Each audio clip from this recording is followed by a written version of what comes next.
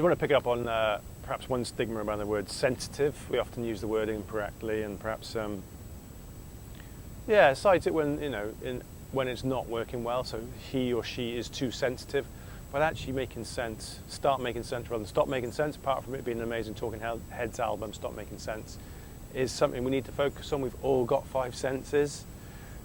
Intuitively, there's perhaps more, but that's for another day. So using the word sense skillfully will actually draw upon those senses, of course. So if you say, what is your sense of the situation? What is your sense of what needs to happen next?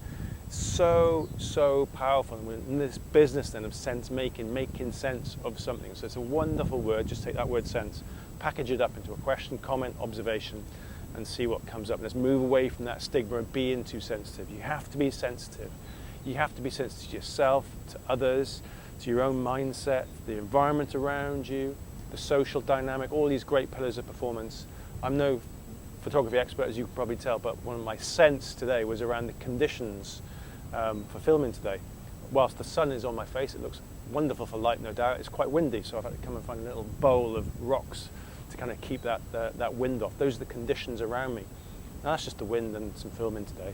But it's the same thing. What's my sense? Well, the environment needs to change. I might need to do a one-to-one, an ad hoc call, a Teams meeting, longer or shorter. What is my sense of what is required for the conditions, the conditioning of the other person? What sort of condition are they in? Do they need help, support, or autonomy? It's all these different things. We have to make sense of it all the time. We're making sense of it all the time. We can't not make sense of it. So let's power up this word. This is a challenge for you. It might not be a challenge. It could be an opportunity to use the word sense sometime today or in the next week. Just pop it into a conversation. What is your sense of what needs to happen next? What's your sense of what's happened so far? Because all of what you see might not be what you perceive. Yes, it looks nice and sunny, but the wind is not. It's not howling, but it's certainly blowing around a little bit. So let's find out more, and let's tap into those wonderful 5, if not more, senses of ours.